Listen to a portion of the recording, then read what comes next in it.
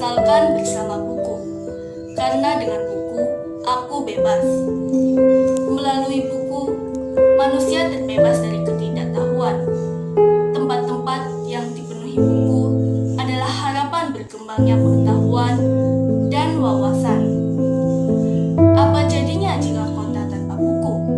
Pantaskah dia disebut kota? Di kota itu, mungkin kabar datang dari sumber lain, dari koran, televisi, atau internet. Mungkin informasi dan cerita datang dari cerita nenek moyang, bagai dongeng-dongeng sebelum tidur. Irama warganya